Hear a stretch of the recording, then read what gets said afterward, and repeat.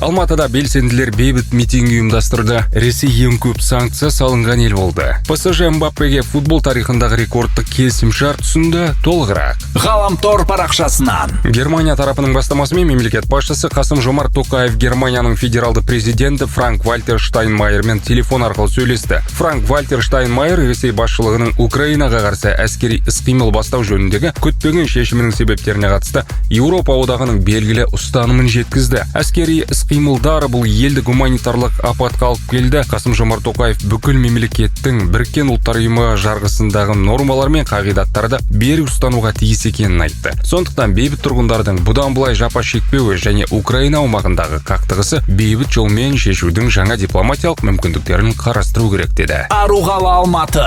Алматыда феминистік топ бейбіт митинг ұйымдастырды. Биылғы тақырып әйелдерді ел басқару ісіне араластыру мәселесіне арналды. Жиынға қатысушылар әйелдер құқығын қорғау, тұрмыстық зорлық-зомбылыққа қарсы тұру және әйелдердің зейнет жасын қысқартуға қатысты жайттарды қозғады. Феминистердің саяси көзқарасын білдіруге қала әкімдігі қарсы болмай, митинг өткізуге рұқсат берген. Шартарап. Ресей әлемде ең көп санкциялар салынған елге айналды. Бұл туралы шектеу шараларын қадағалау бойынша ғаламдық деректер қоры хабарлайды. Мәліметке сәйкес ақпанның 22-сінен Ресейге 2778 шектеу енгізілген. Жалпы бұл мемлекетке салынған санкциялардың саны 5,5 мыңнан асты. Ресейге тыйым салынған елдердің қатарында ақш, Канада, Швейцария, Евроодақ елдері бар. Санкциялардың көбі жеке тұлғаларға қатысты. Жалпы Ресейден кейін санкциялардың көбі Иран, Сирия, Солтүстік Корея және Венесуэлаға қарсы алынды. Жалпы Ресейден кейін санкциялардың көбісі Иран, Сирия, Солтүстік Корея және Венесуэлаға салынған. Спорт Лайф. Франциялық ПСЖ командасы шабуылшы Килиан Мбаппеге футбол тарихындағы рекордтық жалақыны ұсынды. Париждік команда 20 жастағы шабуылшыға жылына 100 миллион евро айлық беруге дайын. Бұл әлем футбол тарихындағы рекордтық жалақы. Осыған дейін Бак Мбаппенің Реал сапына ауысатынын жазған болатын. Қазіргі уақытта Трансфермаркет порталы бұл футболшыны 160 миллион евроға бағалап отыр. Бірақ оның ПСЖ командасымен келісім шарты 2022 жылдың 30 маусымында аяқталады. Сол үшін ол мадридтік командаға тегін ауысып кетуі мүмкін. Айта кетейік, биылғы маусымда Мбаппе барлық 34 ойынға қатысып 24 гол соғып, 17 нәтижелі пас берді.